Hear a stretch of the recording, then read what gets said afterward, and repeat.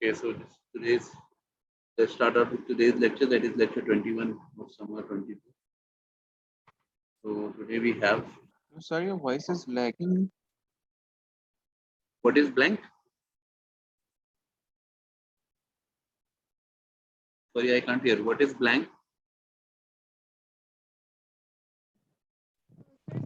Your voice is lagging. नहीं मुझे समझ में, मेरी आवाज साफ नहीं है क्या? अब है, you can continue. Okay, ठीक है. So voice is lagging. It happens obviously when people are joining. So at times, sometimes lags, not that perfectly all right because of the internet facility available. Okay, so let's start it out. I will try to speak slow so that it can match with the screen. Okay, so we have function, gamma function available to us, and what is with gamma function here, that we have a formula. In fact, you can see on your screen there is a formula that from 0 to pi sine m theta cos n theta. That formula will give you value, and that value you can evaluate through this formula 1 upon 2. The numerator you have gamma m plus 1 upon 2. That is what? That is m is coming from the power of sine. And then you have gamma n plus 1 upon 2. Because n is coming from power of cosine. So if you have product of two functions and you have different powers of sine and cosine, and that is integrated between 0 to pi by 2. So that can be evaluated through gamma integral. And in the denominator, you can see n plus 2 divided by 2. So the formula you have to remember. And this, one thing you can observe, that gamma function was itself, and it is itself a improper integral, that is, has contains infinity in it, but here it is evaluating a proper integral, that is with the definite limits, right? तो अब इस फॉर्मूले को use कैसे करना है? अब आप देखें कि अगर हमारे पास पहली एग्जांपल हमने ली हुई है कि अगर सपोज हमारे पास cos 11 थीटा हो, ठीक, cos 11 थीटा को भी हम इस फॉर्मूला के थ्रू इवैल्यूएट कर सकते हैं. कैसे? उसकी वजह यह है कि इसके अंदर हमारे पास जो है वो साइन को हम जीरो ले लेंगे. You can see here sine zero. So sine का जो m है, we will consider m as zero, right? And 11 is considered as n because 11 जो है वो क्या है यहाँ पर, ये n है. ठीक है भाई. सो अब अगर हम इस फॉर्मूला को जो लिखा हुआ हमारे पास, इसको हम इस वाले सवाल के ऊपर यूज करना चाहेंगे, तो हमारे पास m और n दोनों की वैल्यू आ गई है, राइट? और that what we can do कि अब आप देखें कि अगर मेरे पास ये जीरो है, द वैल्यू ऑफ m, तो मेरे पास फॉर्मूले में क्या हो जाएगा, 0 plus 1 divided by 2, that is gamma of 1 upon 2. और n मेरे पास क्या है, 11. From this formula if you compare this, 11 के हिसाब से क्या हो जाएगा, 11 प्लस 1 डिवाइडेड बाई 2 यानी 12 अपॉन 2, दैट इज गैमा 6. और डिनोमिनेटर m और n की वैल्यूज के हिसाब से, जिसमें कि m जो है वो 0 है, you can see it can be read as 11 plus 2 divided by 2, that is 13 by 2. Okay. Now you know how to substitute the values of gamma. Gamma half is under root pi, that is what we have done in previous lecture. And gamma 6 is 5 factorial. So you can see 5 into 4 into 3 into 2 into 1. Likewise, gamma 13 by 2 will be n gamma n. Using the formula n gamma n, you can see, you can write down starting from 11 by 2, and then you will be writing 11 by 2 gamma 11 by 2, and then you will be using again the formula, same formula, and then you will be declining with the values of 9 by 2, 7 by 2, 5 by 2, 3 by 2, and 1 by 2. And at the end, you will be end up with gamma half 1 upon 2, gamma 1 upon 2. so sorry 3/2 gamma 3/2, so you will end up with gamma pi, gamma half जो बचेगा उसका क्या हो जाएगा, root pi हो जाएगा, right. अब इसमें cancellation obviously you can do yourself, and this cancellation you can end up with a finite answer. So in fact everything is mechanical. The formula is now you know, the values you know, so no direct process of integration is involved, but you evaluate through a formula. You end up with a value of 256 upon 693. Sir इसमें हमने upper limit and lower limit कहाँ पे लगाई है? क्या कह रहे हो? Upper limit and lower limit हमने कहाँ पे यूज की है? हाँ, ये फॉर्मूला फिक्स है ना। See this formula has, we are not going for the derivation of this. ये फॉर्मूला 0 से π/2 के लिए ड्राइव हुआ है, राइट। तो मैं ये तुमसे कहा ना कि इसमें हमने अपना जो इंटीग्रेशन का प्रोसीजर है वो तो यूज ही नहीं करना।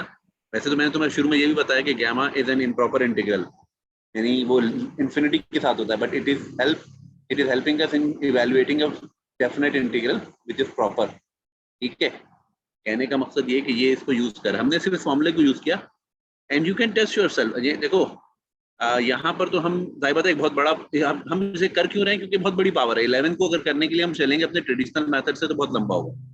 तो अगर हम इसको सिर्फ गैमा 4 के लिए इवैल्यूएट कर लें ना, तो उसका आंसर तो हम निकाल सकते हैं। तो आप देखेंगे कि ये आंसर वहां पे भी काम करता है क्या। ये इसीलिए मैंने पहली एग्जाम्पल वो दिया जिसमें कि आपका प्रोडक्ट ऑफ टू फंक्शन नहीं, आप सिर्फ एक को भी इसमें कर सकते। अच्छा, इसमें जरूरी नहीं है कि कॉस की वैल्यू, यहाँ पे ये भी हो सकता है कि cos 0 और साइन का कोई वैल्यू दिया हुआ, तो still you can go for that because this formula is still valid, right. तो अगर आपको ये नॉन वैल्यू जो आप इवैल्यूएट कर सकते हैं, फॉर एग्जांपल गामा, वैसे तो आप 0 to π/2 sin square cos square को इंटीग्रेट कर गामा लें। का क्या मतलब है? Gamma is a function. Who want me to ask gamma का क्या मतलब है? Gamma is a function. We have been through the gamma integration in 2 and 3 lectures, evaluating it out, using its properties, driving its properties, and gamma was in it. बोलो। Limits हमेशा 0 से पाई हाँ, अभी हम आगे देखेंगे कि हम हाँ, अभी फिलहाल तो इसी स्क्रीन तक तो जब ही लगेगा, लेकिन अभी हम देखेंगे कि ये हम इसको कब कब कहाँ कहाँ कैसे चेंज कर सकते हैं। ठीक है, तो पहली एग्जाम्पल क्लियर है। दूसरी एग्जाम्पल में यू कैन सी कि I have different values of sine and cos. तो ये बिल्कुल वैसे ही करेंगे जो हमारे पास जैसे फॉर्मूला लिखा हुआ है, we will be going for that. हमारे पास जो है तो फॉर्मूला में क्या क्या चीजें, अगर हम इसको देखेंगे तो ये हमारे पास फॉर्मूला में m और n है। तो m हमारे पास साइन का पावर है और n जो है वो कॉस का पावर है, राइट। तो अब हमने बिल्कुल इसी तरह से 4 + 1 डिवाइडेड बाई 2 करके, ठीक है, which is in fact 5/2, so you can say gamma 5/2, and likewise 5 + 1 divided by 2, that is 6/2, that is 3, so gamma 3.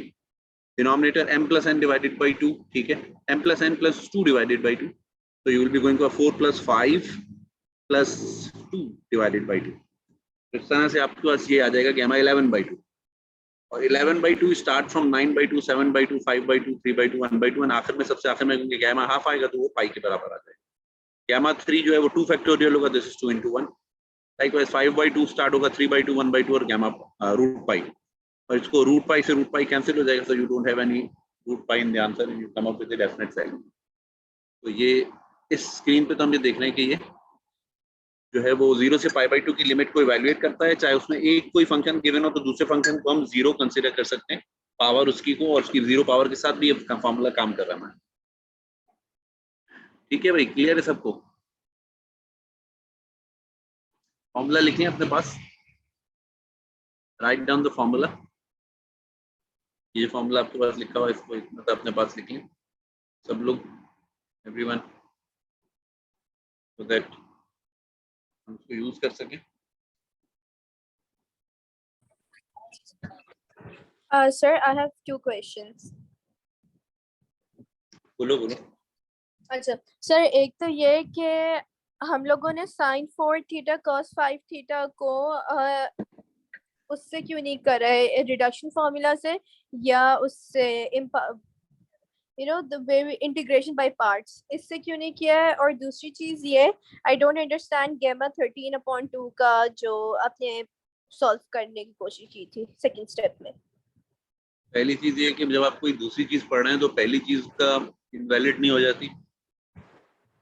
जब आप उससे करेंगे तो मैंने आपसे कहा कि वो बहुत लंबा होगा, ये गाँव cos 11 थीटा है या cos sin 4 थीटा वगैरह है, that will be a big process to follow in indefinite integral ना, उसको इंटीग्रेट करने की कर सकते हैं, मैं ये नहीं कह रहा, लेकिन अगर जाहिर सी बात है कि इसमें आपका कोई ऐसा फॉर्मूला में चीज आ रहा है जो कि लंबा वैल्यू देगा। अब यहाँ पे अगर जो है ना दोनों में 10 आ रहा हो तो आपको कैलकुलेशन में स्ट्रेट आंसर इससे मिल रहा है, तो एक नई चीज आप सीख रहे हैं कि ये फॉर्मूला फॉलो करता है द सेम रिजल्ट, तो ये आप उसको फॉलो कर रहे हैं, ठीक है। इसी चीज Okay. ये तुम पूछ रही हो कि गैमा 13/2, तो ये हमने गैमा n/2 को हमने जो है वो प्रूफ किया था n+1/2, उसका प्रूफ हमने क्लास में देखा था, पिछले लेक्चर्स को खोल के देखो तो उसमें तुम्हें जी मिल जी। जाएगा कि उसमें ये कैसे इसमें रिड्यूस हो सकता है, ठीक है। तो गैमा वाला फंक्शन का लेक्चर उसको खोल के देखना तो तुम्हें उसमें ये मिल जाएगा ये कैसे इसके बराबर है, ठीक है। ओके, नाउ जिसमें हमने गैमा हाफ को √π के बराबर भी प्रूफ किया था, ठीक है। Okay, now let's move on to activity. आगे देखते हैं कि आगे हमारे पास क्या एक्टिविटी है। Now we have an example, as Manav was asking that do we use this formula only for the 0 to pi limit. No, Manav, here you can see that if you have a different argument like sin power 6 x/2 अगर मेरे पास है और cos power 3 x/2 है, मैं क्या कर सकता हूँ, इसको मैं इसको चेंज कर सकता हूँ, ठीक है। कैसे चेंज कर सकता हूँ मैं इसको, मैंने एक ट्रांसफॉर्मेशन यूज कर लेनी, ठीक है। उस ट्रांसफॉर्मेशन के अंदर मैंने x/2 को y ले लेना है क्योंकि मुझे यहाँ y चाहिए। Now with this y is equal to x/2 I have dy by dx as half, और यहाँ से मुझे dx की वैल्यू मिल जाएगी दैट इज 2dy, और फिर मैं अपनी लिमिट्स को अगर चेंज करूंगा with the help of this formula तो when x is equal to 0 तो y तो 0 आ जाएगा, ठीक है। That is lower limit is same, but for the upper limit when you replace x is equal to pi, ठीक है, क्योंकि upper limit is pi, x पाई रखोगे तो खुद ब खुद y is equal to pi/2 आ जाएगा, and you and up with this formation which is again workable for this formula जो आपके पास लिखा था 1/2 करके, ठीक है। इसके अंदर आप फिर यही सारी के सारे वैल्यूज जो हैं इस्तेमाल कर सकते हैं, ठीक। और फिर sir can I ask a question? हाँ हाँ बोलो। सर वो उसमें x पाई और y pi/2 कैसे आया था? ये लिमिट्स है ना, ये पाई लिमिट्स x, ये और x 0 आया। 0 से 0 आएगा y, क्योंकि आप x से y में गए ना, तो जब जी। x 0 है तो y 0 है, जब x पाई है तो y pi/2 है, ठीक है। और आपका सवाल यहाँ से इसमें बदल गया, ठीक है। और जब ये बदल गया तो ये वही फॉर्मेशन है जो कि पिछले स्क्रीन पर फॉर्मूला की दी हुई है, ये वाली, ठीक है, 0 से pi/2 वाली, राइट। जी यस सर, सॉरी। और इसके ऊपर जब आप तुम फॉर्मूला लगाओगे तो व्हाट विल हैपन, अब ये यहाँ पे वही m और n वाला जो है वो वैल्यू आ गया है, तो अगर तुम 6 + 1 / 2 करोगे तो 7/2 आ जाएगा, 3 + 1 / 2 करोगे तो डायरेक्टली गैमा 2, ठीक है। ऐसे m + n किया इसलिए कि हम बोलो। x/2 को y के टर्म्स में ले जाए ना। ट्रांसफॉर्मेशन से आपने उसको बिल्कुल उसी जैसा बना लिया ना फिर, और जब ये फॉर्मूला आ गया तो अब आपके पास ये फॉर्मूला जो पीछे स्क्रीन पे दिया हुआ है वैलिड हो गया। सर तो आई डोंट गेट 1/2 के साथ √π क्यों लिखा हुआ है? आई गेट कि 1/2 का जो वो होता है आंसर होता है √π, लेकिन यहाँ पे दोनों चीजें एक साथ क्यों लिखी हुई हैं? 1/2 का आंसर होता है √π।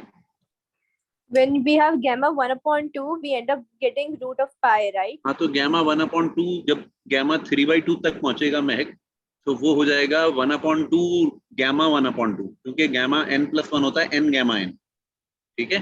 तो ऐसे वो गैमा हाफ तक पहुंचेगा और हाफ रखा रह जाएगा और गैमा हाफ जो है √π होता है, ठीक है। नहीं sir, I don't get it. Gamma n+1 किसके बराबर होता है? n gamma n तो गैमा 3/2 किसके बराबर होगा? 1/2 गैमा 1/2, राइट। तो वो जो 1/2 पहले का है वो ये लिखा हुआ, और जो गैमा 1/2 है वो √π हो गया, ठीक है। Okay, so you and up with A value again, क्योंकि नहीं पता आपको यहाँ तक लाना असल चीज था, जब यहाँ तक आ गया तो ये फॉर्मूला वैलिड ही वैलिड है। और यहाँ पे इस एग्जांपल में सिर्फ ये बताया हुआ है कि transformation can help you out in reaching from here to here, ये लिमिट चेंज हो गया, पाई से pi/2 तक पहुंचा दिया, और एक यहाँ पे डबल आ गया ऑब्वियसली, ठीक है, बाकी तो ऑब्वियसली इसके अंदर जो अलजेब्रा इन्वॉल्व है कैलकुलेशन का, एवरीवन नोस, रूट पाई से रूट पाई कैंसिल होगा, जो कैंसिल होगा you and up with a finite answer, right? Sir बोले भाई ईमान। सर ये जो इंटीग्रल के बाहर 2 लिखा हुआ है ये कहाँ से आया? इंटीग्रल से पहले जी ये 2 यहाँ से आया, ये 2 dy, dx को रिप्लेस करना था सवाल में, dx था, आप dy में चले गए ना, तो आपकी ट्रांसफॉर्मेशन ने आपको बताया कि dx इनफैक्ट 2 dy के बराबर सही, थैंक यू। है। ओके, सर अब मेरे एक काम करें, सॉरी हाँ बोले भाई सलाह। सर अगर सिर्फ sin x दिया हुआ था, sin की पावर 6, तो तो ये जैसे cos में है, तो cos में ठीक। आपने उसको कंसीडर किया था n, तो वहां पे आप उसे m कंसीडर करके कर लो। तो बेसिकली ये ऑल्टरनेट तरीके सॉल्व करने के लिए इवन फंक्शनैलिटी, हाँ इवन हाँ, यही मैं इसको महक को कहा था कि ऑल्टरनेट तरीका है, ठीक है। लिमिट्स देख के लगाना, लेकिन यहाँ और सर लिमिट्स हमारे पास लिमिट्स जो भी होंगी हमें उसको सब्स्टिट्यूट करके 0 to π/2 बनाना बनाना, पड़ेगा। बिल्कुल बनाना होगा, बिल्कुल बिल्कुल बिल्कुल। Okay, so let's try this activity. This, as the last statement was said, you have to convert. You have to see that limits are not 0 to π/2. So somehow you have to transform using the transformation this limit to 0 to π/2 so that your first formula become active, right? So इसको शुरू करें, इसको जरा formula मैंने कहा था लिख लें अपने पास, ये फॉर्मूला इसमें फिट करें। ट्रांसफॉर्मेशन बहुत आसान है, इसके ऊपर जो लगेगी खुद ब खुद उससे लिमिट 0 से π/2 में आ जाएगी। So what transformation we are going to use? Who is going to let me know? Sir, y is equal to y 2x. is equals to 2x। जी हाँ बिल्कुल, y is equal to 2x. y is equal to 2x रखें, dy by dx निकालें, limit convert करें, question rewrite करें और formula लगा दें और आंसर निकाल लें।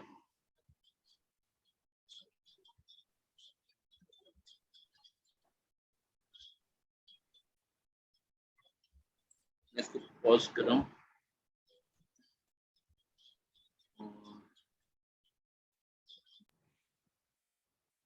Okay. So what is the solution for? So here's the solution. Someone was saying, yes, Hasan was saying 3 pi over 1024. That's the right answer. Manav, correct your answer.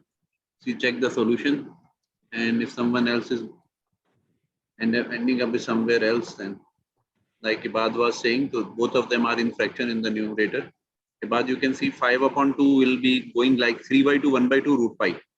7/2, gamma 7/2 will be going like 5/2, 3/2, 1/2 and root pi. And gamma 6 is 5 factorial, so you directly write 5 factorial and then simply evaluate it out. Root pi will give you an answer as pi, and the rest of the numbers to figure out, then they end up with as 3/1024. So check your solution and then ठीक है sir, but sir इसमें जो denominator में gamma 6 है, इसको जब हमने evaluate किया इसके एंड में पाई नहीं आएगा? नहीं इसमें नहीं आता, 1/2 वाले में आता है। होता है। हाँ, वो गामा 1/2 इनफैक्ट पाई होता है। When you end up with gamma some integer, gamma of some positive integer, you end up with a factorial. ये दो मुख्तलिफ लेक्चर्स में इसके प्रूफ हैं।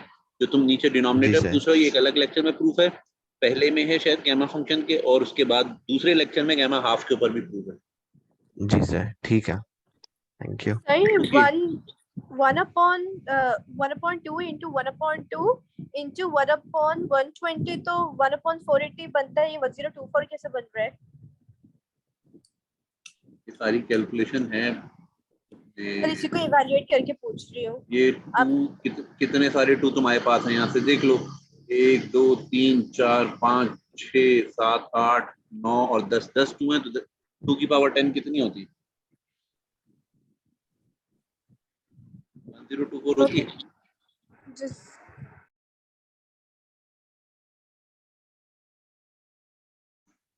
बाकी 5 कैंसिल होता नजर आ रहा है मुझे, 3 भी कैंसिल होता नजर आ रहा है, और 5 के ऊपर एक 3 रह जाएगा, और 2 की पावर 10 कैलकुलेटर से देखिए, मेरे ख्याल में 1024 होती है। और भी चेक कर ले भाई।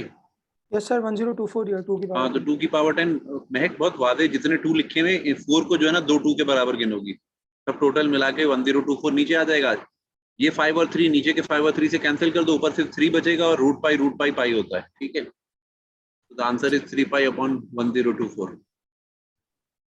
सही, Okay, so y is equals to pi upon 2 एक दफा बता दें कैसे आ रहा है, जो सेकंड स्टेप जो है y इज इक्वल टू, अच्छा ये ट्रांसफॉर्मेशन है। अगर तुमने यहाँ पर 2x लिया है, ठीक है, तो x को जब तुम रखोगे पाई बाई 4 तो y क्या आ जाएगा? x को सॉरी पाई रखोगे, x को जब पाई रखोगे limit is pi, when x is pi तो क्या आ जाएगा तुम्हारे पास? ओके सवाल में सही सवाल में लिमिट क्या है तुम्हारे पास? पाई बाई 4 है ना, पाई बाई 4 है तो x यहाँ पे पाई बाई 4 आया नहीं है, मैंने x is equal to pi by 4 होगा, ठीक है। यहाँ पर ना मैंने इसमें पाई बाई 4 डालूंगा, वो लिमिट वहां पे पाई बाई 4 है, तो when you have x is equal to pi by 4, यहाँ आया नहीं होगा, पाई अपॉन 4, ठीक है। So this is when x is pi by 4, so you end up with y is equal to pi by 2 from this transformation. Why you are substituting pi by 4? Because आपके पास जो limit है वो वहां पर 0 से pi by 4 है। पिछली screen पे अगर तुम जाके देखोगे, the last screen limit is pi by 4, ठीक है, वहां पे सॉल्यूशन में लिखा हुआ नहीं है, ठीक है। ठीक है सर। अच्छा सर, ये ये जो सॉल्यूशन है लास्ट स्टेप से इसमें कैलकुलेशन समझ नहीं आ रही है, जो सिंपलीफाई के कैलकुलेट हो रहा है 3 पाई ओवर 1024। एक मिनट तला बोलो। सर मैं कह रहा हूँ 3 पाई ओवर 1024 कैलकुलेट किस तरह हो रही है समझ नहीं आ रही है, आप करके दिखा देंगे? अरे अभी मैंने बताया है, ये सामने नजर आ रही है, 5 और 3 नीचे से कैंसिल होंगे तला, 5 और 3 से, सही है। यस और नो? यस। ऊपर सिर्फ 3 बचेगा जो ये लिखा हुआ, रूट पाई, और रूट पाई क्या होता है? पाई। और 2 को जितने 2 हैं सब गिन लो तला, कितने हैं? 3 ये रहे, चौथा, पांचवा, छठा, सातवां, आठवां, नवां, 10वां, 2 की पावर 10 1024 होता है, ठीक है।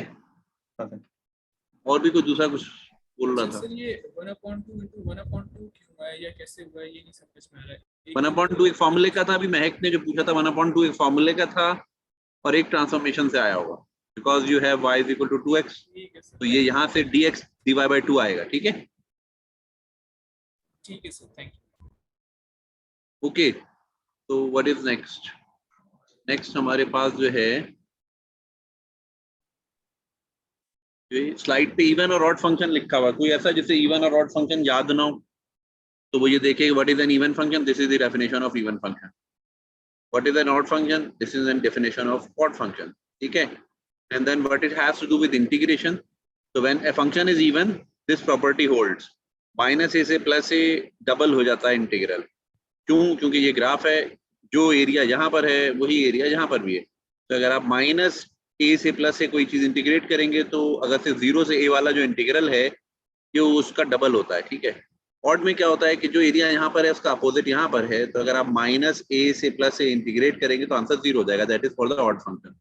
ये सबको याद है? तो ऐसा तो नहीं जिससे ये ना समझ में आ रहा हो ये क्या लिखा हुआ, बस मेक मी क्लियर। 0 कैसे होता था? और ये minus two minus, got it, वो a to a, sorry, got it. और कोई जिसको कोई प्रॉब्लम हो भाई पहले इसमें, फिर आगे जाऊंगा तो फिर पता चलेगा ये कैसे हो रहा है। Anyone having trouble with this thing, this property of integration and function, even and odd function? Okay, अगर ये क्लियर है तो आगे चलते हैं। आगे वो ये कह रहा है कि अगर आपके पास जो ये चीज लिखी हुई है ये integrated from minus pi by 2 to plus pi by 2, और ये जो चीज है because integrand is an odd function, तो ये 0 हो जाएगी, ठीक है। ऑड फंक्शन कैसे? क्योंकि sine theta in odd function है, उसकी पावर ऑड है, और कॉस थीटा है तो इवन लेकिन उसकी पावर ऑड है, ठीक है। So anything with an odd power is give you an odd function.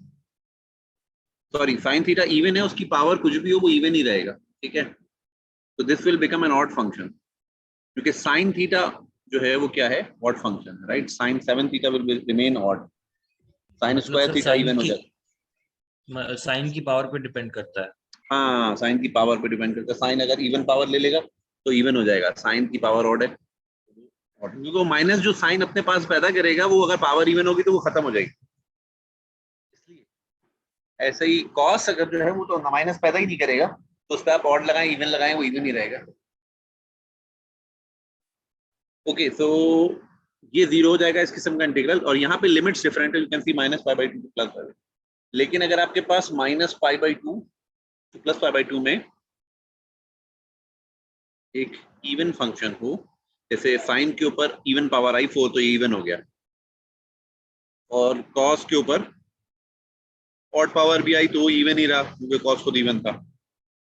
ठीक है, तो ये इवन फंक्शन है। तो you can write down this integral from -π/2 to +π/2 as 0 to π/2 twice, यानी डबल कर दिया आपने, राइट। और सेम इंटीग्रल, और इसके ऊपर 2 को हटाकर आपको बाकी सब में पता है कि गामा फंक्शन का फॉर्मूला कैसे लगेगा। तो you replace the gamma formula 1/2 gamma 4 + 1/2, ये आ गया 5/2, और 7 + 1/2 दैट इज 8/2 दैट इज 4, और नीचे आएगा m + n + 2 / 2, यानी 7 + 4 11 हो जाएगा, और 11 + 2 13 हो जाएगा, और 13 / 2। Now you know how to evaluate this. जब आप इसे इवैल्यूएट करेंगे, अगर आप करना चाह रहे हैं तो लिख के देख लें, क्या आप 32/1155 तक पहुंच रहे हैं। ये 3 फैक्टोरियल है, एक गामा यहाँ से √π पैदा होगा, एक √π यहाँ से आएगा, कैंसिल हो जाएंगे, देन ये 2 एक दूसरे को कैंसिल कर देंगे। The rest of the number you can write down yourself and you can reach up to the result of 32/1155। लिख के देख लो 1 मिनट में, क्या यहाँ तक पहुंच रहे हो कि नहीं पहुंच रहे हो। 32/1155।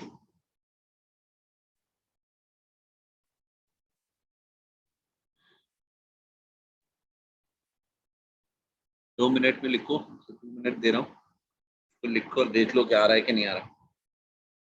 मैंने तो निकाल के लिख दिया, वो रिजल्ट निकाला वो तो डायरेक्ट जो आंसर आ रहा है वो लिख दिया। Now you know how to calculate that. किसी का नहीं आया तो बता दे भाई।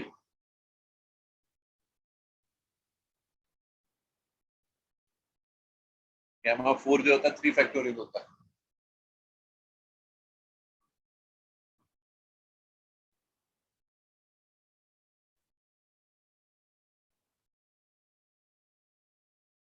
और गामा 5/2 जो है वो 3/2 से शुरू होगा, 3/2 1/2 गामा पाई √π।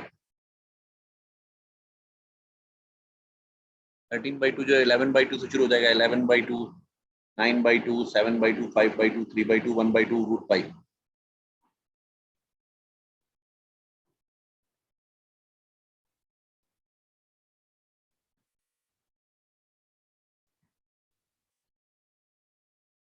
आ गया है कुंचा, very good.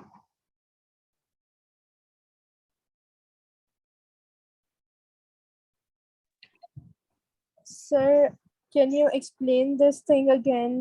I lost the hang of it. 13/2 को क्या लिखोगी बोलो जरा। 13/2 को नहीं, this slide like the odd thing. Odd function जो है वो यहाँ पर 0 हो जाता है, इवन फंक्शन डबल हो जाता है, ये हमें पहले से पता है। यहाँ ये जो लिखा हुआ ये इवन फंक्शन है, क्योंकि साइन के ऊपर इवन पावर दे दी उसने। कॉस के ऊपर ऑड लगाओ, इवन पावर लगाओ, वो इवन ही रहेगा। तो ये इवन फंक्शन है। -π/2 से +π/2 कैसे 0 से π/2 कर दिया मैंने। अभी ये इवैल्यूएट करने के लिए कहा है। cos पे odd power लगाए तो वो even कैसे रहता है? इसलिए कि कॉस माइनस प्रोड्यूस ही नहीं करता, तो इवन का इवन ही रहता है। पावर का गेम जब आता है जबकि ऊपर नीचे कोई माइनस साइन प्रोड्यूस हो तो वो सिर्फ पॉजिटिव करेगी ना। कॉस नेगेटिव एफ एक्स पे भी पॉजिटिव एफ एक्स दे देता है, तो वो पावर से कोई फर्क नहीं पड़ता। पावर 9 हो, पावर 7 हो, कोई भी ऑड पावर भी हो, उसकी नेगेटिव तो आ ही नहीं रही ना, जो नेगेटिव को नेगेटिव छोड़ दे, इसलिए वो इवन ही रहता है। तो सर cos किसी भी इंटरवल में नेगेटिव नहीं होता? इंटरवल में नेगेटिव होने की बात नहीं हो रही, वैल्यू की बात हो रही है कि नेगेटिव ऑफ एक्स और पॉजिटिव ऑफ एक्स के बराबर होता है कॉस में। वेरी गुड मानव, ठीक है। So if answer matches, so we can continue. ये ट्राई करो भैया, इसका आंसर निकालो सब लोग। Now you know everything. Okay, so let's go for the answer. And what is the answer? So 16/105 is the answer. And let's move forward. ये formula सबको use करना आ गया है और उसके बाद आगे चलते हैं। ठीक है, ये फॉर्मूला याद रखना है, ये एग्जाम में इंटीग्रेशन में अगर आए तो। What is next? Now we have a different thing. इससे आसान चीज है, वेरिएबल सेपरेबल इक्वेशन है और ये कह ही रहा है आपसे कि अगर आपके पास एक इक्वेशन डिफरेंशियल इक्वेशन गिवन हो। डिफरेंशियल इक्वेशन क्या होती है, जिसके अंदर पहले जब आप पढ़ते थे तो अलजेब्रिक इक्वेशन पढ़ते थे, उसमें कहीं डेरिवेटिव नहीं आता था। डिफरेंशियल इक्वेशन वो होती है जिसमें कि इक्वेशन में वेरिएबल के साथ साथ डेरिवेटिव भी आ रहे होते हैं। जैसे आपको यहाँ नजर आ रहा है एक फंक्शन भी लिखा है एक्स का वाई का भी, और डेरिवेटिव भी लिखा है, उनका रेट ऑफ चेंज भी इंक्लूडिंग है। ठीक है, तो हमारी सबसे फर्स्ट टाइप की जो डिफरेंशियल इक्वेशन होती है जो बहुत आसानी से सॉल्व हो जाती है उसको कहते हैं separable form. Why it is separable because आप इसमें एक्स और वाई के वेरिएबल सेपरेट कर सकते हैं। जैसे आप dx को उधर क्रॉस कर देंगे तो सारे एक्स एक तरफ हो जाएंगे और वाई एक तरफ हो जाएंगे। So that's why it's called separable form of differential equation.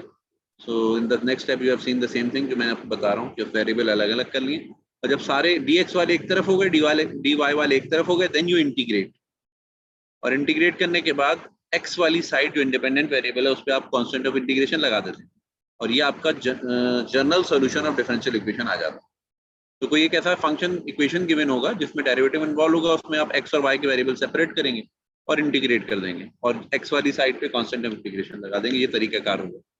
इससे जो सोल्यूशन आएगा उसे हम जनरल सोल्यूशन कहेंगे। ठीक है, general solution of differential equation. Method को वेरिएबल सेपरेबल कहते हैं।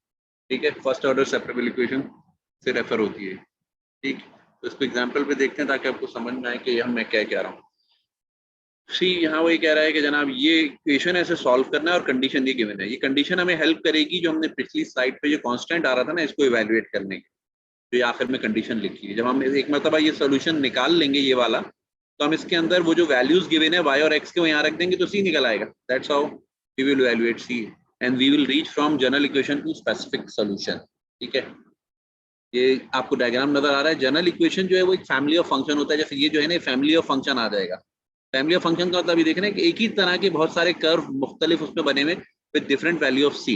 लेकिन जब आप इसमें ये कंडीशन रख देते हैं तो आपका जैसे एक कोई कर्व डिटरमिन हो जाएगा क्योंकि सी का कोई खास वैल्यू निकल आएगा और ये रेड वाला कर्व जो है ये आ जाएगा फिर इस डिफरेंशियल इक्वेशन के स्पेसिफिक सोल्यूशन के तौर पे।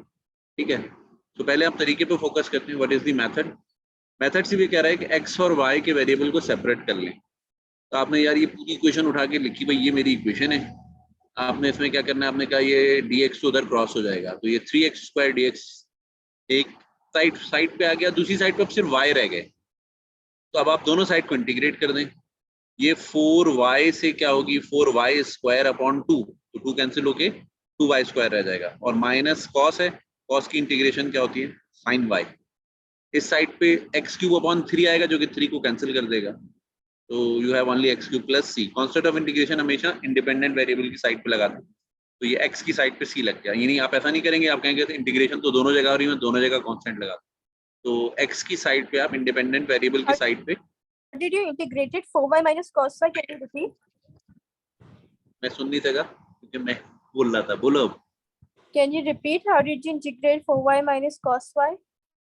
4y को इंटीग्रेट करोगी तो y² आएगा,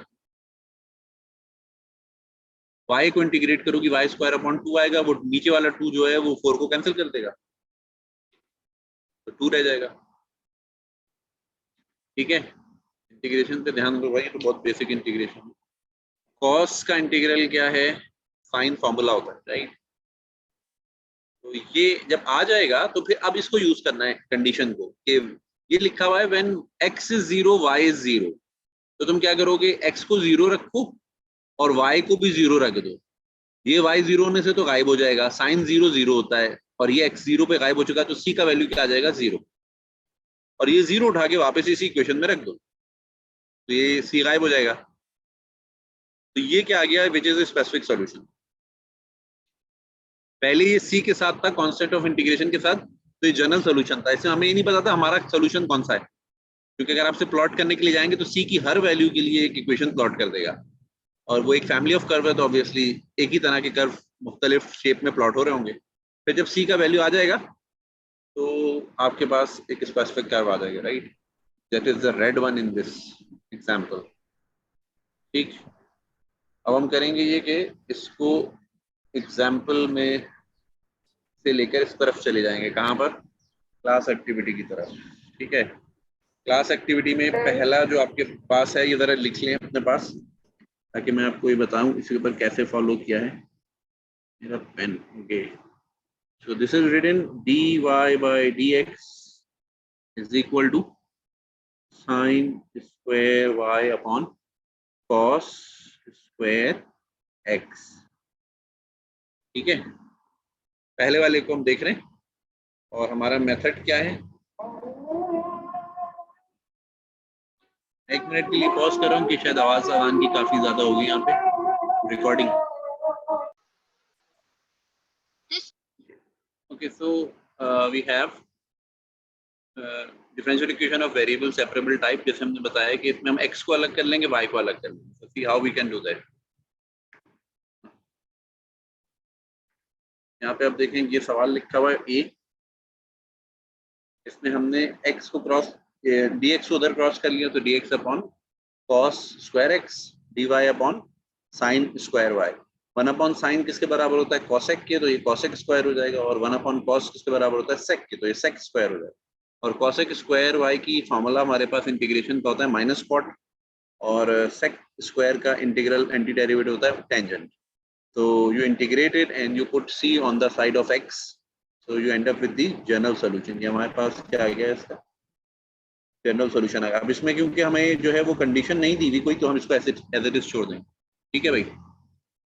उसके बाद दूसरा जो हमारे पास लिखा हुआ है वो ये लिखा हुआ है सेकंड वन. ठीक है, अभी सेकंड वन को हम कॉपी कर लेते हैं अपने पास. और उसके बाद हम क्या करेंगे, सेम थिंग कि हम स्क्वायर्स y को अलग कर लिया हमने और x को अलग कर लिया. ठीक है, इसको मैंने a plus B whole square के फॉर्मूला से खोल दिया. Now I have sine square. Sine square को इंटीग्रेट करने का क्या तरीका होता है, 1 माइनस कॉस एंगल डबल हो जाता है तो this will be 6y upon 2. ठीक है, साइन स्क्वायर को इंटीग्रेशन करने का तरीका हमने देखा था. और ये इंटीग्रेट होगा सबके सब टर्म अलग अलग, यानी integral dx to integral x square dx और plus integral x power 4 dx. ठीक है, सो इसको हम एलसीएम को ब्रेक कर देते हैं. सो you have integral 1 upon 2 dy minus 1 upon 2 integral cos of 6y dy. बाकी सब टर्म्स ऐसे ही लिखेंगे.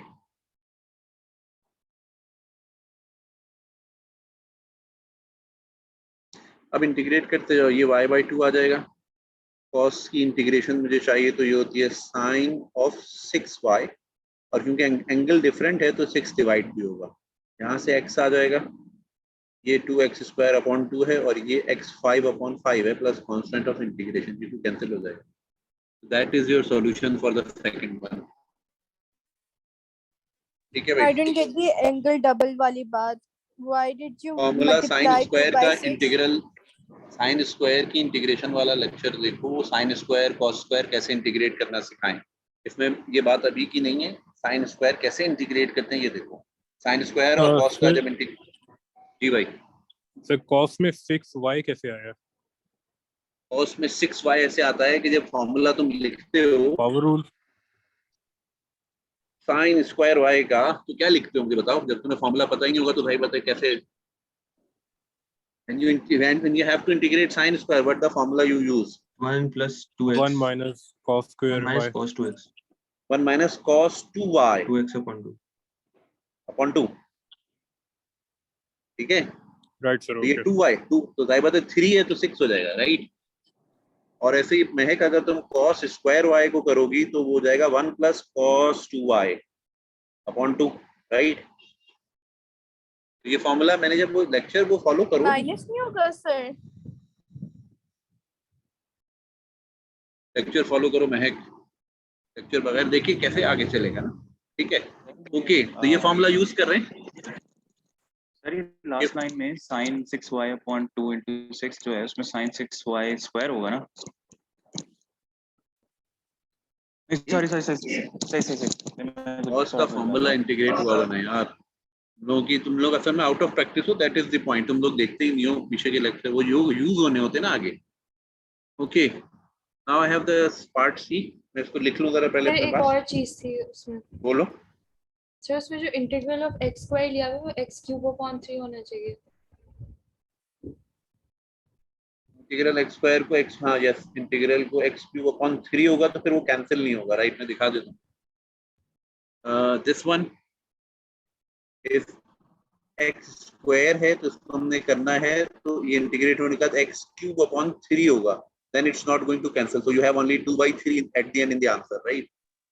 ठीक है, एक पावर में जमा हुआ है, टोटल पावर से डिवाइड हुआ, ठीक, then they are not going to cancel. Okay, तीसरा वाला मैं लिख रहा हूँ, सवाल आप भी लिख लें, तीसरा वाला।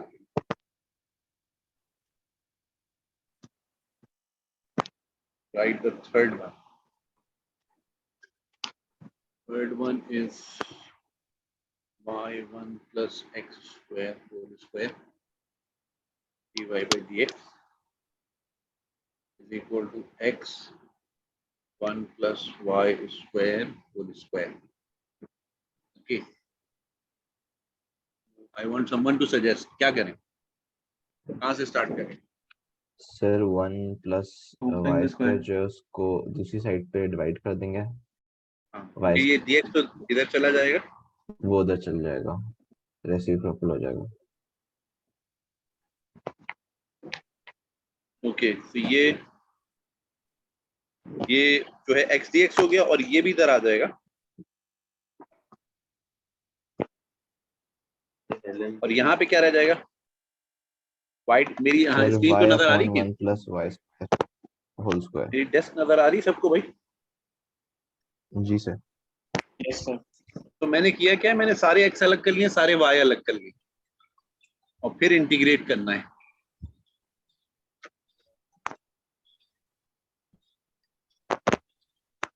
फिर मैंने इंटीग्रेट करना है, तो इंटीग्रेट कर लो। अब इंटीग्रेशन के लिए ऑब्वियसली पावर 2 है, तो मैं इसे ऊपर ले जा सकता हूँ,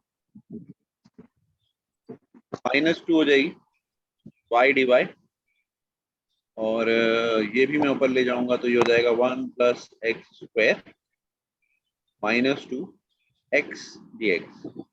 अब मुझे यहाँ पे इसका डेरिवेटिव के तौर पे 2 चाहिए, फंक्शन के डेरिवेटिव, आई विल बी 2 से मल्टीप्लाई डिवाइड करूंगा, यहाँ पे क्या होगा, 2 से मल्टीप्लाई डिवाइड कर लूंगा। अब मेरे पास फंक्शन का डिफरेंशियल मौजूद है, तो मैं क्या करूंगा, फंक्शन को जब इंटीग्रेट करूंगा तो इसकी पावर में 1 जमा करूंगा, टोटल पावर से डिवाइड कर दूंगा। ऐसे ही यहाँ पे भी होगा, इसकी पावर में 1 जमा करूंगा, टोटल पावर से डिवाइड कर दूंगा, ठीक है, कांस्टेंट ऑफ इंटीग्रेशन। फिर उसके बाद से आप सीधा नीचे लाके लिख लें, what you have 1/2 1 plus Y square -1/2 1/1 plus X square. ये आपके पास इसका सॉल्यूशन आ गया। सर जी भाई, सब्स्टिट्यूशन, ट्रिक सब्स्टिट्यूशन से ये tan थीटा नहीं बन जाएगा? ये में तो 10 है ही नहीं, कौन से वाले की बात करी, पीछे वाले की? 1 प्लस एक्स स्क्वायर की बात कर रही हूँ मैं, उस पे होल उसके स्क्वायर भी बाहर है, की पावर की बात उस पे नहीं होल करी स्क्वायर मैंने। भी है, उस पे होल स्क्वायर भी है, वो होल स्क्वायर वाला खाली 1 प्लस वाई स्क्वायर होता तो भी y लिखे हुए पे आप इसे टेंजेंट इनवर्स नहीं करते। अगर y ऊपर न्यूमरेटर में ये वाला y नहीं होता, tan इनवर्स नहीं सर, tan इनवर्स की उस बात नहीं करी, a tan थीटा की बात कर रही हूँ। सब्स्टिट्यूशन से, हाँ मैं तुम्हारी बात अब दूसरी भी बात समझ गया, जो तुम दूसरी बात कह रही हो महक, वो बहुत लंबा तरीका हो जाएगा, अगर तुम इस पे सब्स्टिट्यूशन लगाओगी तो ये बहुत लंबा जाएगा। यहाँ बहुत सिंपल ये नजर आ रहा है कि पावर इंटीग्रेशन से, ये फंक्शन है, इसका पावर, इसका डेरिवेटिव बाहर चेक कर लो, तो ये डायरेक्ट पावर इंटीग्रेशन से हो रहा है। वो तरीका बहुत लंबा हो जाएगा, होगा तो, लेकिन वो तरीके से बहुत सब्स्टिट्यूशन होगी ना, ठीक है। I was asking because lecture 15 में you taught that तरीका, अगर lecture 15 में वो उस वक्त भी बहुत लंबा हो रहा था, मैं इसको उधर यूज कर सकती हूँ उस क्वेश्चन वहाँ में पे y भी नहीं इसी होगा, तरह सॉल्व करने का तरीका। वहाँ पर y नहीं होगा, x था। पहली बात है कि जब मुझे दिखाना, बगैर देखे तो मैं उसको एग्जैक्टली इंडोर्स नहीं कर सकता, वो जब वहां पे आए तो दिखाना यहाँ पे ये तरीका शॉर्टेस्ट है, ठीक है। Sure, I'll show you after the class. Okay, तो ये 3 सवाल हमने किए, अब आपने करने बाकी 3, ठीक है। तो अब आप ये ट्राई करेंगे, मैं आंसर पे छोड़ रहा था कांस्टेंट ऑफ इंटीग्रेशन नहीं था, अब कांस्टेंट ऑफ इंटीग्रेशन भी दिया हुआ है, ठीक है, तो स्टार्ट डूइंग इट। पहला वाला लिख लें और करना शुरू करें।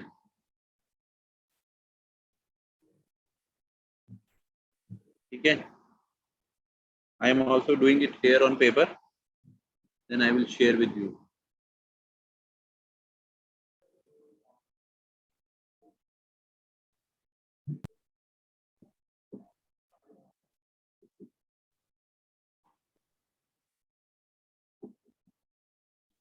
वेरिएबल सेपरेबल का मेथड है और y और x अलग अलग करने हैं।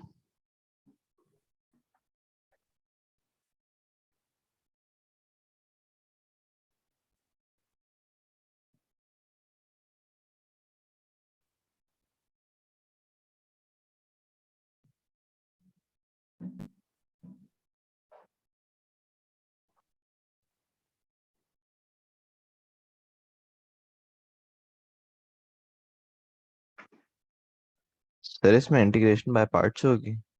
नहीं नहीं, ठीक है सर।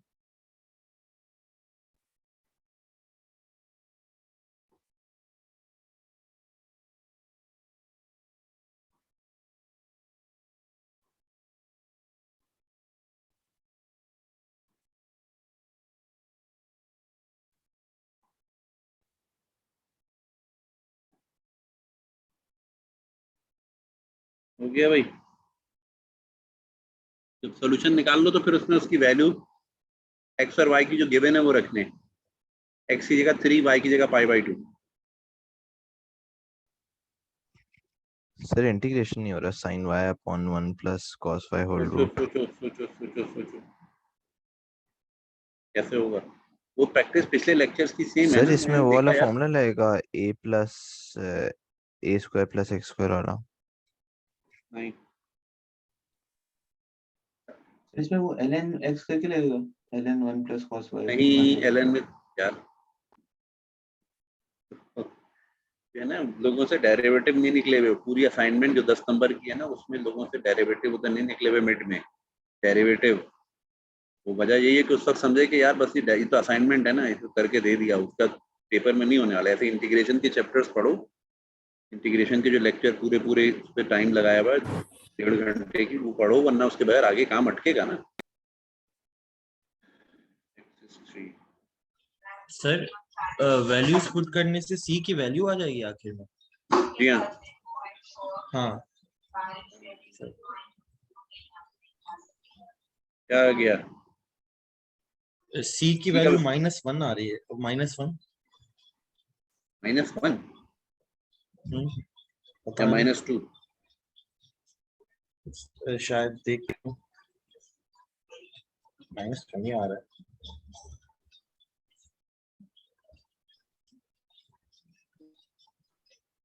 और किसी के पास आ रही है सी की वैल्यू? और क्या आ रही है?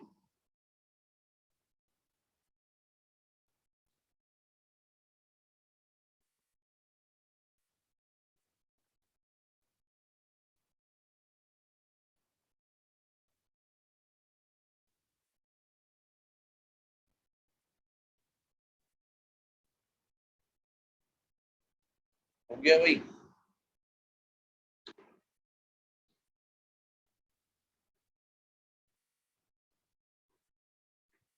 Look at this. इनको अलग अलग कर दिया, इसमें x सिर्फ एक ही जगह था तो आपने अलग छोड़ दिया। अब ये फंक्शन नीचे लिखा हुआ है, इसको न्यूमरेटर में ले जाओ तो -1/2 हो जाएगा। कॉस का डेरिवेटिव माइनस साइन होता है, तो यूनिट माइनस है तो माइनस यहाँ पे भी लगा लिया, और उसके बाद इसकी पावर -1/2 है। फंक्शन का डेरिवेटिव अगर बाहर गिवन है तो इसमें एक जमा करोगे तो +1/2 से डिवाइड कर दो 1/2, तो 1/2 जो रिवर्स होके यहाँ पे आ जाएगा 2, और यहाँ पर इंटीग्रल x आएगा। भाई ये जनरल सॉल्यूशन हो गया। अब इसमें ये कंडीशन रख दो, when x is 3, y is π/2। आ रही थी लास्ट टाइम, बता देंगे आप जरा। इसका डिफरेंशियल आ गया ना भाई, जब ये डिफरेंशियल आ गया तो अब इसकी पावर में एक जमा करो तो ये +1/2 हो जाएगी। 1/2 से डिवाइड करोगे तो 2 यहाँ पे आ जाएगा। ठीक है, और ये इंटीग्रल dx से x आएगा सीधा सीधा। ये जनरल सॉल्यूशन तो हो गया। अब इसमें ये कंडीशन रखनी है x is 3 y is pi by 2। Sir ये जो हमने लास्ट टाइम पिक किया है इसका रूल कौन सा है? पावर इंटीग्रेशन पहला ही फॉर्मूला है पावर इंटीग्रेशन।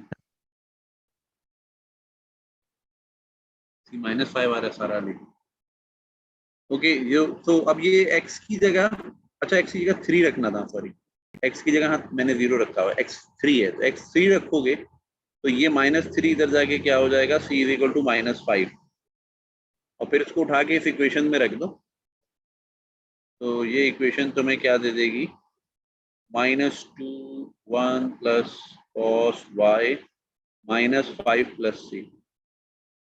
ठीक है, क्योंकि x की वैल्यू 3 है, मैंने 0 लिखी हुई है, 3 है, 3 यहाँ पे 3 रखोगे, 0 तो cos की वैल्यू पाई बाई 2 से आएगा, ये 1 हो जाएगा, ये -2 है, 3 इधर ले आओगे तो -3 -2 is going to give you -5 और -5 उठा के फिर यहाँ रख दो। ठीक है भाई। सर आप एक दफा मुझे वाला स्टेप बता देंगे जो हमने इंटीग्रेट किया है? डेरिवेटिव गिवन है तो सर मतलब आपने 1 प्लस cos फाई जो था इस ये जो ब्रैकेट में पूरा इसको इंटीग्रेट किया सिर्फ? इसको डेरिवेटिव चेक किया, बाहर लिखा है। जी सर लिखा हुआ है। जब फंक्शन का डिफरेंशियल बाहर लिखा हो तो पावर इंटीग्रेशन कहता है पावर में 1 जमा करो और टोटल पावर से डिवाइड कर दो।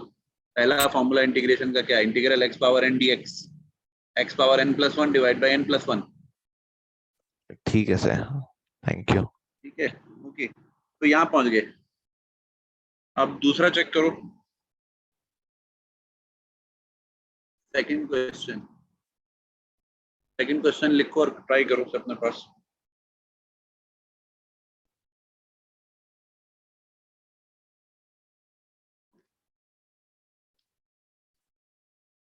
Start doing the second one.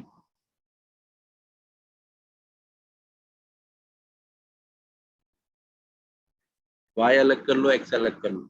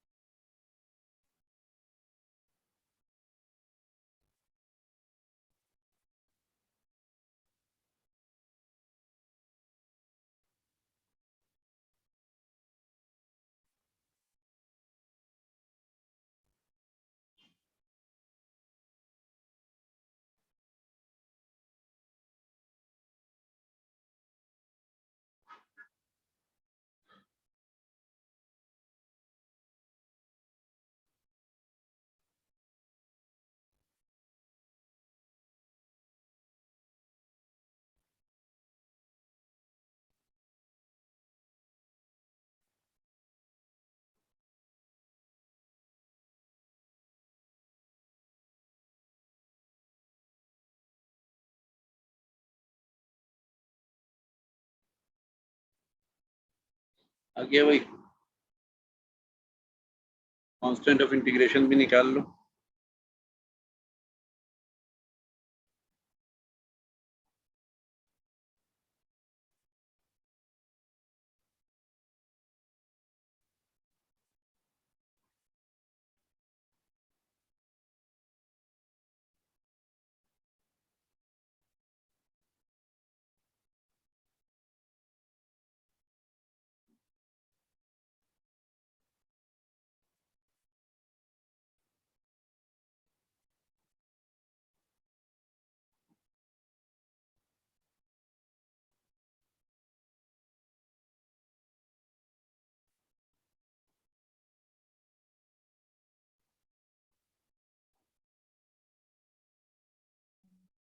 Sir ये जो y3 मतलब जो इक्वेशन में पुट करेंगे तो y को 3 पुट करेंगे और x को 5.2। y को √3 पुट करेंगे, √3। नहीं जब सर अगर c की वैल्यू जब निकालनी होगी हमें। हाँ उसी की बात कर रहा हूँ, y की जगह √3। सर √3 क्यों? के नीचे √3 लिखा हुआ। अच्छा सर ठीक है, सॉरी X, वो मैं क्वेश्चन अलग। सही है, ठीक है, y की जगह √3 सही है सर। क्या आ रहा है? सी की वैल्यू क्या आ रही है सारा वाली? -119.3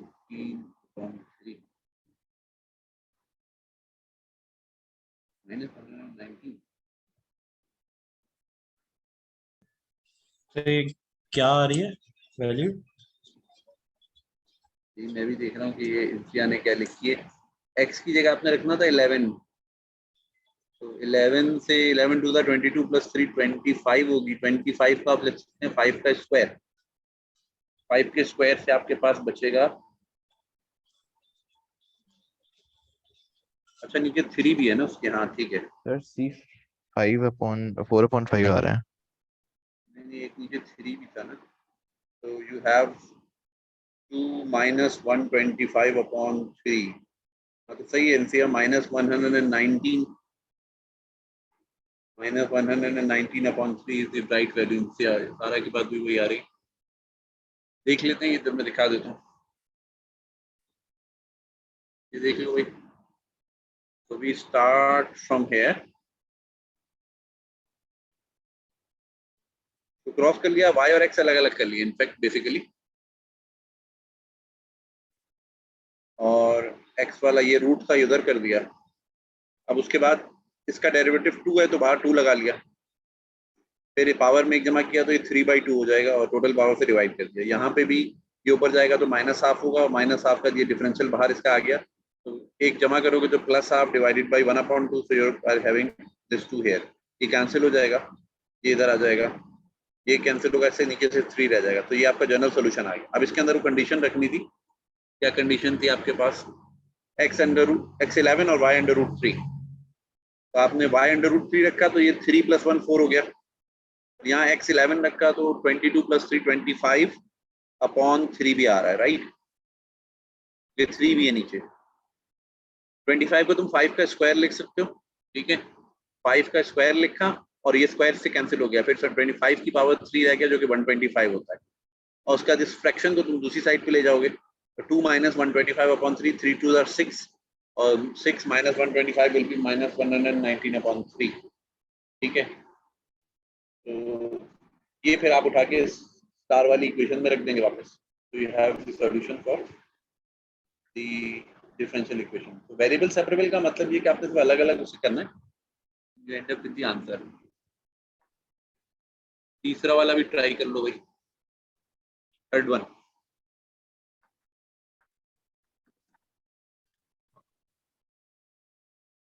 थर्ड वन लिख सर लो आप अपने पास। ऐसे कर सकते हैं कि जो आप स्लाइड्स अपलोड करते हैं इसमें जो क्वेश्चन है उसके नीचे सिर्फ उसका आंसर मतलब वैल्यू दे दें, क्योंकि हम लोग जब सर खुद आप वो आंसर प्रैक्टिस लिख करते हैं तो लेना। इजी हो जाता है। तो बहुत सर कुछ अगर कर कहीं मिस सकता हो हूँ। जाता ना, जैसे वो क्या नजर मिस हो नहीं लास्ट आता जाता? है क्वेश्चन, कुछ। आप लास्ट क्वेश्चन क्या दोबारा दिखाएंगे प्लीज? क्या मिस हो जाता? आंसर लिख लो ना अपने पास, यू डू समथिंग ना। तुम एक फॉलो अप नोट्स बना रहे हो ना, तो उसको लेक्चर की टाइटल हेडिंग डेट डाल के लिखो, उसके अंदर सर कभी सवाल लिख कॉपी लिया तुमने में वो क्वेश्चन कंप्लीट नहीं तो होता यू ना, कैन तो वो फिर शेयर। दूसरे लोग भी तो हैं, तुम अकेले हो तो नहीं हो। अगर कुछ रह भी जाता है तो शेयर कर लो किसी दूसरे नंबर पर। नंबर 2, ठीक है दूसरी सर। बात ये है कि जब तुम बैठे हुए हो तो पूछ लो। अभी अभी का रह गया तो एक अलग बात है, कोई लेक्चर मिस हुआ है तो किसी से लेके फॉलो करो ना, ठीक है? ठीक है सर। ये अभी तुमने नहीं लिखा है क्या? ये मैंने भी लिखवाया है, -119/3 है सी का आंसर। और जब वो सामने है, मुझे तलहा बोल रहे हो क्या? तलहा उसको स्क्रीनशॉट ले लिया करो, मतलब नहीं सर, स्मार्ट मैंने सॉल्यूशन। ये तो आप, अच्छा तुमने ये कौन है? इबाद होगा फिर क्या? जी सर। मुझे आवाज से, हाँ आवाज से अंदाजा कर रहा हूँ। ओके, तो उसका जी स्क्रीनशॉट ले लिया करो यार। तुम जिस दौर में पैदा हुए हो, तुमको बहुत आसानी है। सर मैं ले हमें लेता हूँ तो मगर बोर्ड वो भी मिटा गुम हो देता था जाता टीचर, हमें पता नहीं लगता था उधर हुआ क्या। ना कोई है। स्लाइड सही होते कह थे, रहे तो हैं मेरे ख्याल में सब स्लाइड्स पे लिखा हुआ है, बुक्स अवेलेबल है, ऑनलाइन चीजें अवेलेबल है। हमारे यहाँ टीचर गया क्लास से तो फिर गया। तुम तो मतलब इतना कुछ होने के बावजूद स्क्रीनशॉट ले लो उसका, जो सामने स्क्रीन पे तो आ रहा होगा ना, मेरा कैमरा चल रहा है, स्क्रीनशॉट एक क्लिक ले लो आप। जी उसका। सर। अब तुम, और हमने सुना था वो, एक मिनट बताता हूँ तुम्हें जरा। सर ओके सो इसको लिख ले, तो सवाल को लिखो, अब सी पार्ट को ट्राई करो।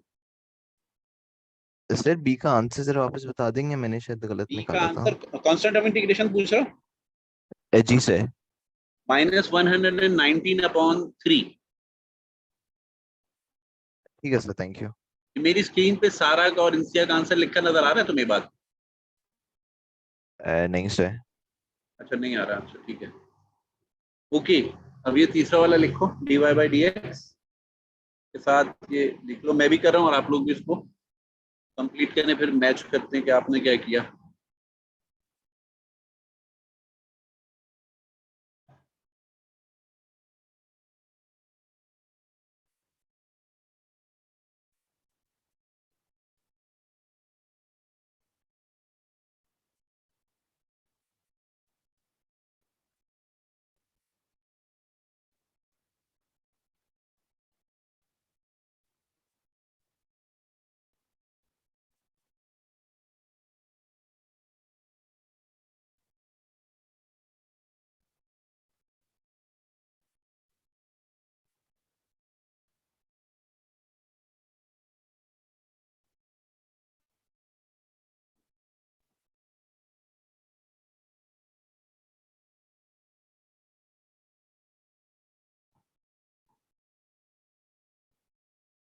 तो सेकंड आंसर 2 है, सेकंड का आंसर 2 है, c is equal to 2, sorry third C का आंसर 2। मैं अभी किया नहीं कि मैं आपसे बात कर रहा था, तुम अपना आंसर लिख दो, मैं भी देखता हूँ और फिर उसके बाद तो करते हैं।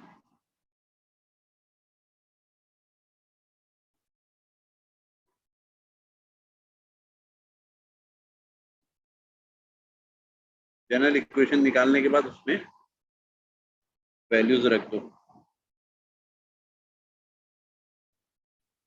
y12 और x6 है।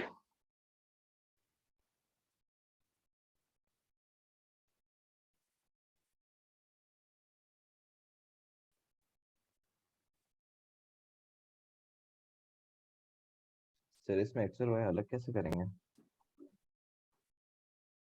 देखता हूँ।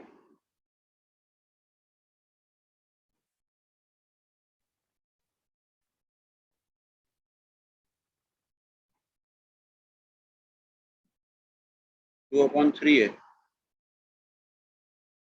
ये सारा। गुड अहमद, 2/3 है भाई, पहले भी किसी ने निकाल के भेजा हुआ, तो इंसिया ने भेजा हुआ, right. So let's move on to my test.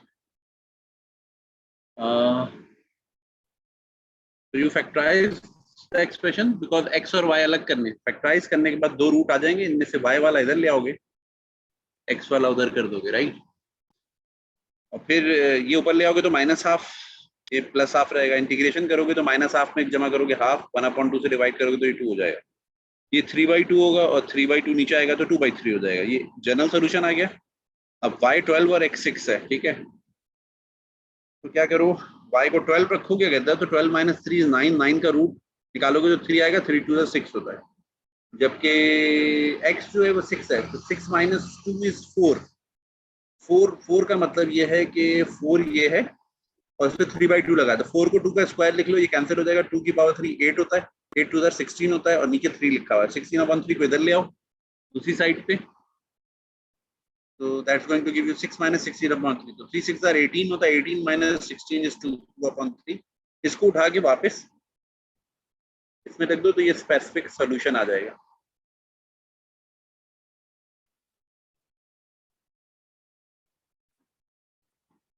That is your specific solution.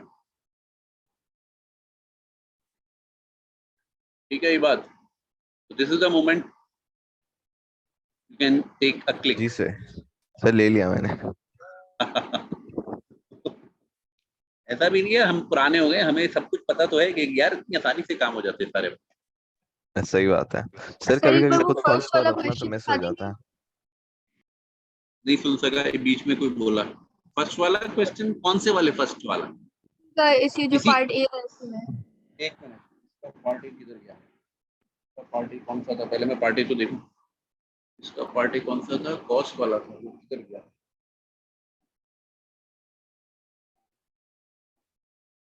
ये किसी को ख्याल आया कि हाँ उसका स्क्रीनशॉट किया जा सकता है, लग रहा है मुझे। 1 मिनट भाई,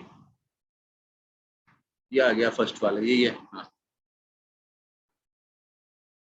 ठीक है, जी ठीक है। और ये भी ठीक है।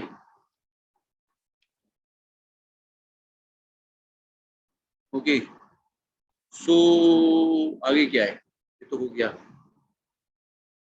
आगे हैं हमारे पास, अब आपने इसको खुद से ट्राई करना है कि इससे क्या बनेगा। देखो ये सवाल में लिखा हुआ है, वही डिफरेंशियल इक्वेशन सवाल में लिखी हुई लिखा हुआ है कि dy बाई डी एक्स असल में स्लोप होता है। तो वो बता रहा है कि कर्व एक्स वाई प्लेन एक पॉइंट से पास होता है 0,3 से। ये वो कंडीशन दे दी उसने कि x0 y3, और वो कह रहा है कि tangent line at this point the slope यानी dy by D X is 2x upon Y square. तो उसके कहने का क्या मकसद है, वो ये कह रहा है कि dy बाई डी एक्स जो है, एक मिनट में लिख के दिखाता हूँ, और ये है, और कंडीशन है y 0 पे 3 है। इस सवाल का मतलब उसका ये है, dy बाई डी एक्स ये, तो उसको वर्ड्स में लिख दिया और कंडीशन ये है। ये तो बहुत आसानी से हो जाएगा, कर लो। ऐसे क्या करके दूं,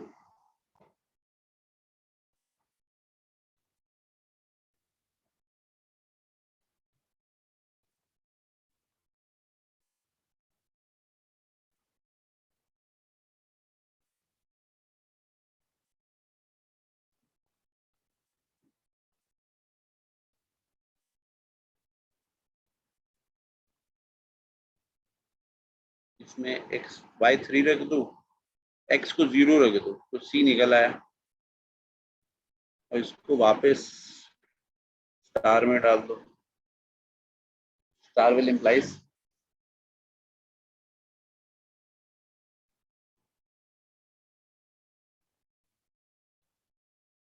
ये आपका स्पेसिफिक सॉल्यूशन आ गया।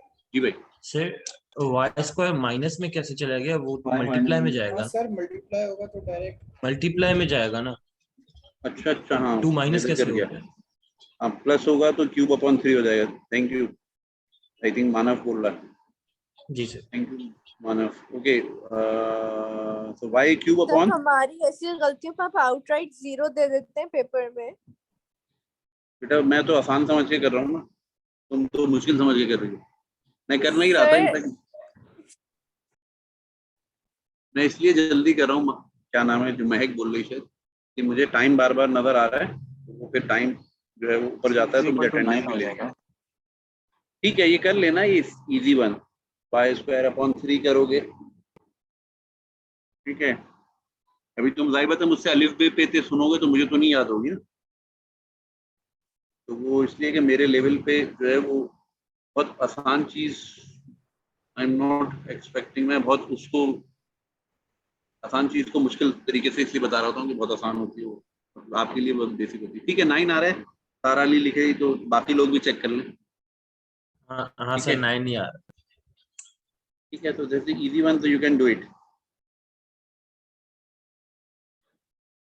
तो कंपैरिजन मेरा और तुम्हारा तो कहीं से बनता ही नहीं है, तो वो मेरे से कंपेयर कर No, रहे हो I'm अपने just आप को। saying that human error हमसे भी हो जाता है. Just be a bit नहीं नहीं considerate नहीं, while it's not a grading human our error, you are at papers. The learning space. आप एक सोल्जर से और एक जनरल से सेम किस्म की चीजें तो नहीं एक्सपेक्ट कर सकते ना। आप जनरल सर से बोले इसीलिए सर तो आप हमें आर्ग्यूमेंट नहीं कर. इतनी स्ट्रिक्ट ट्रेनिंग करा रहे हैं सर, आप हमें जनरल साहब आप क्या कर रहे हैं इधर, आप करके दिखाएं। वो general can not do that physical thing ना। हाँ, I am guiding you in a way कि you can do it in that way, like I represent the whole thing. उससे कर लो उसको यार, कंपैरिजन थोड़ी है कोई। ओके, तो इसके अंदर क्या है आगे, ये इसी का सॉल्यूशन दिया हुआ है।